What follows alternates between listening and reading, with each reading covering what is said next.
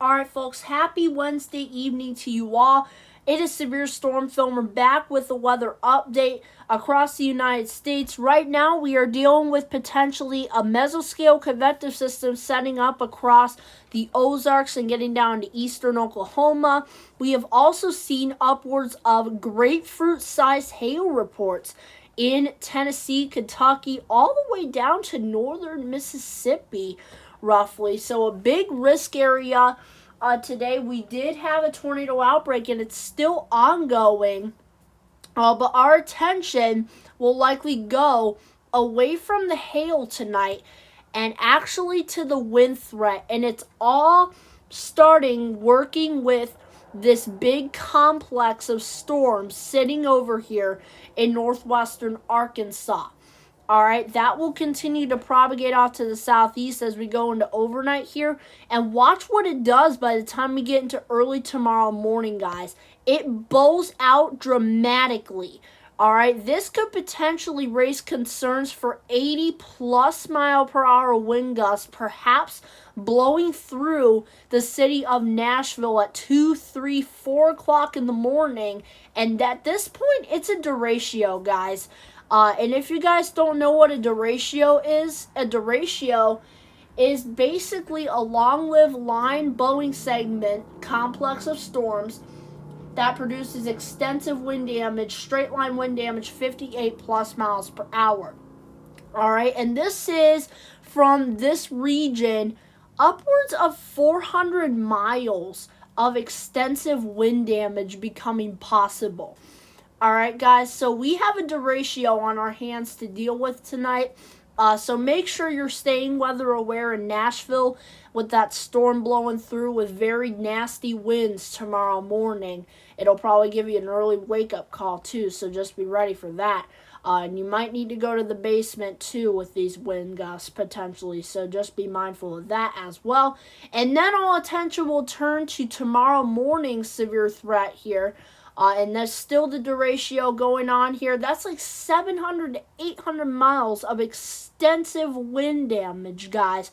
That is significant. All right, it doesn't bow out anymore here. Our derecho may end like somewhere up here, but regardless, it's going to be like 200 to 400 miles of extensive wind damage, and we're probably going to have above 80 mile an hour wind gusts, at least in one location tonight. I'm not going to be surprised if we see above an 80 mile an hour wind gust in any of these areas as we go into tonight and tomorrow morning. It's just not how it's going to flow. All right, and for you guys' information, here is tomorrow's outlook here. Storm Prediction Center highlights a big enhanced risk from Texas all the way to Georgia and South Carolina. We will likely get a break from the tornadoes. However, we still have a 5% there. Does it turn hatch? That's a big question. I don't think it'll turn hatch because of the derecho blasting through tomorrow morning. But if it does, we'll obviously be covering it here. We'll be obviously covering it live regardless, though, because we have the potential for significant damaging wind gusts blowing through perhaps the Georgia, Alabama metro area. And we also will likely, as that derecho weakens, will likely turn to the big hail threat Texas has tomorrow afternoon and evening, because those hailstones can get as large as 2 to 3 inches in diameter. We're likely not going to see any more grapefruits falling from the sky, which we reported in Illinois, Kentucky, believe it or not, and southern Ohio had grapefruit, baseball to grapefruit-sized hail with a big supercell that went through there. So that's pretty significant, and we're likely not going to see any of that tomorrow. Like I said, guys, the severe weather is likely going to do a downtrend for that matter. We'll likely still see the significant damaging wind gusts. We'll likely still see the big hail potential, but it's likely not going to be nearly as significant as we're having it right now and the past couple days and weeks, guys. So be happy we at least have a downtrend of severe weather.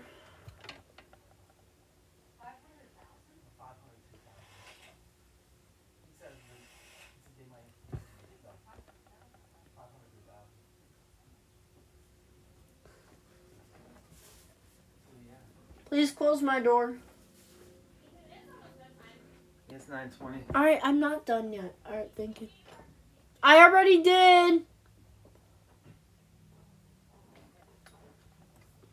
And here's to tomorrow's threat. Tomorrow's big hail threat for Texas. Here you guys can see thunderstorms blowing across the area around 5 p.m. CDT tomorrow. And then by the time we get into 7 p.m., these storms will likely pack a ton of hail in them. We will likely have very strong updrafts, so we will likely can't rule out an isolated tornado, but it's not just the right environment to have discrete storms here. Yeah, we'll likely have clusters capable of producing large hail, and perhaps that after that derecho goes by, perhaps significant damaging wind threat. But the tornado threat, guys, again, I wanted to show you the tornado threat. It's not that impressive, okay? So I really think the big tornado threat is going to be when this derecho comes by tomorrow morning, all right, into Alabama and Georgia. But I don't even know if we're going to get one, for that matter. So that 5% is very conditional tornado threat. But the wind threat is definite, guys. So you'll likely have wind blowing through regardless, all right? So be prepared, all right? So as this continues to move, we will likely, around midnight into 1 a.m. here, start to see things following this trajectory here. And then as we go into our Friday, we're watching some mini Boeing segments here and there. Could potentially have some significant damaging gusts into the overnight. And then day 3 outlook comes in here. And Friday's risk not all that impressive for anybody across the United States, really, for that matter. It's just the southeast down here. But these storms could potentially bow up here and potentially produce yet another Boeing segment here. All right, guys, not exactly the criteria needed for a derecho. I don't think we're going to get that much wind damage, but we could potentially very well have an MCS or something trying to brew up here by the time we get into tomorrow morning here. And then as this blasts through the beach areas as we go into 10, 11 a.m. tomorrow, this thing will finally begin